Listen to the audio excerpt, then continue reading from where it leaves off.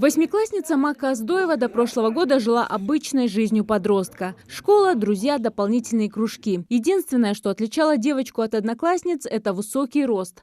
Макка стремительно росла. В свои 14 ее рост был уже 1,74 м.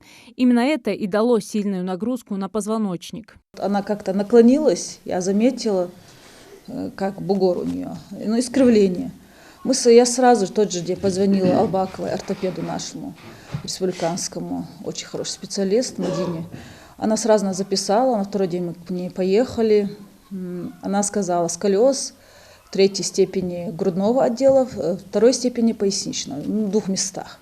2 года Макка усердно лечилась, носила корсет и выполняла все рекомендации врачей. Но после очередного обследования выяснилось, что сколиоз перешел уже в 4-ю стадию и необходимо оперативное вмешательство. Родители девочки выбрали одну из лучших клиник Москвы. Оперировал Макку доктор медицинских наук, профессор Сергей Колесов. Через 6 часов этот профессор вышел, говорит... Вот с ним я зашла в кабинет, он объяснил, что во время операции у них окончание нейрохирург проверяет с аппаратом.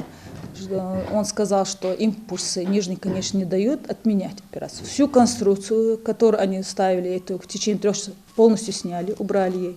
Но операция не закончена. Оказали ей первую помощь, гормональную, ботокс, все это ей вели как надо по медицинским показаниям. Оказывается, там большое значение имеет первые 4 часа. Если это не оказать, там вообще у нас шансов не было бы. И хорошо, что медикаментозно они оказали. Сказал, время надо, но что в его профессии за 33 года, это впервые, сами они столкнулись. По его словам, я не знаю. Но я многих спрашивала, говорят, тоже есть вероятность врачебной ошибки. На момент поступления в больницу девочку беспокоил только позвоночник. Макка свободно передвигалась. А после операции, которую провели 8 месяцев назад, ее парализовало. Из лечебного учреждения ЦИТО она была выписана с заключением «острая ишемия спинного мозга». С каждым днем ее состояние ухудшалось. Дальше начались постоянные реабилитации как в Ингушетии, так и в Москве. Лечение и перелеты требовали больших финансовых затрат. Если сегодня 60 хорошо отстоишь, значит завтра в кресло. Если будешь терять давление, значит пока вертикализируемся. Ага. Нормально себя чувствую. Вот весь завтра уже покатаемся по коридору. Глава семьи продал машину и другое имущество. Помогали, чем могли, и родственники. Состояние девочки сейчас лучше, но ей необходимо пройти еще долгий путь реабилитации. Тогда Аздоевы решили открыть сбор для Макки. Люди собирали деньги и активно распространяли информацию о девочке. Большой радостью для семьи стала новость о том, что об их беде узнал депутат Государственной Думы Бекхан Барахоев. Он взял на себя все расходы по реабилитации и последующей операции Макки. Сегодня в доме Аздоевых дорогие гости, близкие родственники депутата, которые пришли сообщить им эту радостную весть и проведать Макку.